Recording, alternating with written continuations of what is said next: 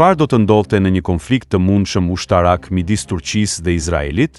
Kush do të mbizotëronte në Mesdheun lindor? Analistët izraelit hartëzojnë kufijtë dhe pikat e forta të dy palëve. Mundësia e një përballje të armatosur midis Turqisë dhe Izraelit po kthehet në plan të parë të analizave strategjike izraelite. Pasi gjithnjë më shumë analistë vlerësojnë se, pas Iranit, Ankaraja përbën kërcënimin e dytë më të rëndësishëm gjeopolitik për sigurinë izraelite. Çfarë do të ndodhte në një konflikt të mundshëm ushtarak midis Turqisë dhe Izraelit? Studimet përkatëse nuk shqyrtojnë një luftë tradicionale, të përgjithshme, por një skenar konflikti të kufizuar, duke u përqendruar në përballje midis marinës turke dhe forcave ajrore izraelite. Krahasimi i dy vendeve përbën një nga skenarët strategjik më kompleks në Mesdheun lindor. Këto janë dy fuqi rajonale me filozofi fuqie, struktura force dhe doktrina ushtarake krejtësisht të ndryshme. Dy modele të ndryshme të fuqisë ushtarake.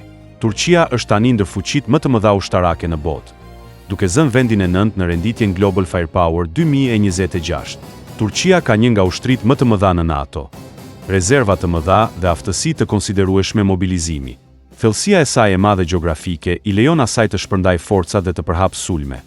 Një avantazh që Izraeli i kufizuar gjeografikisht nuk e ka. Në të njëjtën kohë, ajo shkëlqen qartë në numrin e njësive detare, në ndetëseve dhe fregatave, dërsa përfshirja e transportuesit të helikopterëve të CG Anadolu pasqyron ambicjet e Ankaras për të zhvilluar në një fuqi rajonale detare. Izraeli, nga ana tjetër, i 15-ti në botë, ka investuar sistematikisht në doktrinën e avantazhit ushtarak cilësor. Forca ajrore izraelite konsiderohet më me përvojë dhe më e përparuara teknologjikisht në rajon, e udhëhequr nga avionët luftarak F-35 Yadir, të cilët Turqia nuk i ka. Përveç kësaj, Izraeli ka zhvilluar sistemin më gjithëpërfshirës dhe shumë shtresor të mbrojtjes ajrore dhe raketore në botë, të aftë për të përballur me kërcënimet nga raketat e thjeshta tek ato balistike. Pse lufta totale konsiderohet e pamundur? Mungesa e kufive të përbashkët dhe rrjeti i aleancave ndërkombëtare e bën një skenar të luftës së përgjithësuar jashtëzakonisht të pamundur. Në një kontekst hipotetik, konflikti do të kufizohej kryesisht në operacionet ajrore, me dronë dhe raketa. Izraeli do të kërkonte sulme kirurgjikale dhe me precizion të lartë në infrastrukturën kritike, ndërsa Turqia do të përpiqej të shfrytëzonte arsenalin e saj të madh të raketave dhe sistemeve pa pilot, duke kërkuar të mbushte mbrojtjen ajrore izraelite dhe të ushtronte presion mbi marinën izraelite. Në të njëjtën kohë, Ankaraja ka edhe mjete presioni jo ushtarake, siç është kontrolli i tubacioneve të naftës që furnizojnë Izraelin, të cilat mund të shkaktojnë pasoja serioze ekonomike nëse ndërpriten. Fuqia detare kundrejt dominimit ajror. Sipas Izrael Radar, edhe nëse përballja do të kufizohej ekskluzivisht në marinën turke dhe forcën ajrore izraelite, rezultati nuk do të ishte aq i thjeshtë sa presupozojnë shifrat. Në një konkurrencë thjesht detare, Turqia do të kishte një avantazh të qartë, por në luftën moderne, anijet sipërfaqësore pa epërsi të plot ajrore bëhen objektiva të prekshme, të ngadalta dhe të lehta. Mbijetesa e një flote varet më pak nga sistemet e saj të mbrojtjes dhe më shumë nga cilësia e mbulimit të saj ajror. Këtu qëndron dobësia strukturore e marinës turke. Ajo nuk është projektuar të operojë për një kohë të gjatë nën presion të vazhdueshëm nga një forcë ajrore që shkëlqen në luftën elektronike, grumbullimin e informacionit dhe shpejtësinë e vendimarrjes. Forca e vërtetë e Izraelit. Avantazhi i Izraelit nuk kufizohet vetëm në posedimin e F-35. Forcat ajrore izraelite veprojnë si një zinxhir vrasjesh plotësisht i integruar, i projektuar për shpejtësi, precizion dhe riciklim të vazhdueshëm të sulmeve. F-35 vepron si një sensor i fshehtë dhe platformë shënjestrimi, duke transmetuar të dhënat tek F-15 dhe F-16, të cilët kryejnë sulmin kryesor me armë me rreze të gjatë veprimi. Në të njëjtën kohë, forcat mbrojtëse të Izraelit mund të degradojnë sensorët dhe komunikimet përmes luftës elektronike dhe kibernetike, duke i bërë formacionet detare të verbëra në mënyrë operative. Ndryshe nga anijet, aviacioni mund të rigjenerohet më shpejt, të ndryshojë ritmin dhe të tërhiqet menjëherë.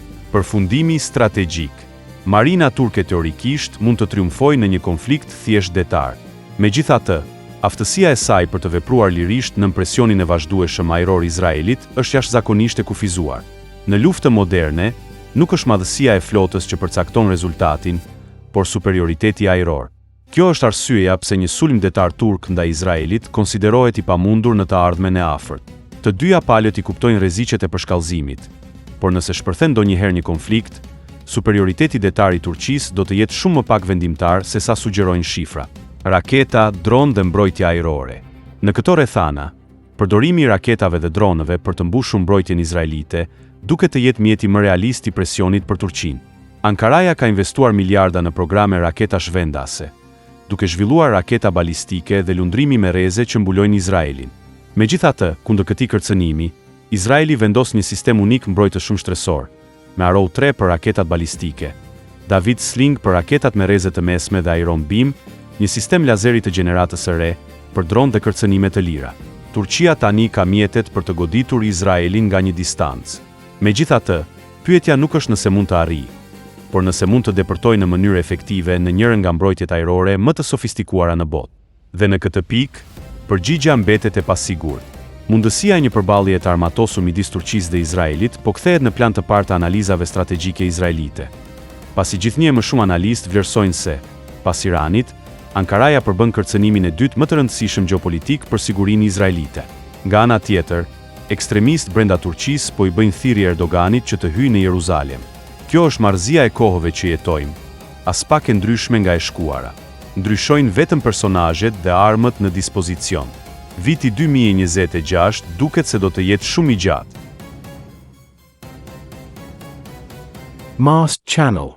Please subscribe.